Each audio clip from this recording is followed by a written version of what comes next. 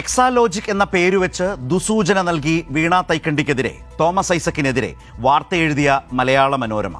അത് ഏറ്റുപിടിച്ച് വാർത്താസമ്മേളനം നടത്തിയ ഷോൺ ജോർജ്, അത് വള്ളിപ്പുള്ളി തെറ്റാതെ വാർത്തയാക്കിയ മനോരമയടക്കമുള്ള മറ്റു മാധ്യമങ്ങൾ ഉത്തരം പറയേണ്ട നിരവധി ചോദ്യങ്ങളുണ്ട്. അബുദാബിയിൽ കോടികളെത്തിയ അക്കൗണ്ട് വീണയുടേതാണെന്ന് ഇന്നും പറയാൻ തയ്യാറാകുമോ? അത് ഏറ്റുപിടിച്ച് ചർച്ച ചെയ്യാൻ തയ്യാറാണോ? അക്കൗണ്ട് വിവരങ്ങൾ ഹൈക്കോടതിയെ അറിയിച്ചിട്ടെന്താ എന്ന് ഷോൺ പറയണം. ഷോണിൻ്റെ ഹർജിയുടെ കഥ തന്നെ കഴിഞ്ഞു. PC ജോർജിൻ്റെ മകനും BJP-കാരനുമായ ഷോൺ പറഞ്ഞത് ഏറ്റുപിടിച്ച പ്രതിപക്ഷ നേതാവ് ഇപ്പോൾ എന്തു പറയുന്നു എന്നറിയാനും താല്പര്യമുണ്ട്.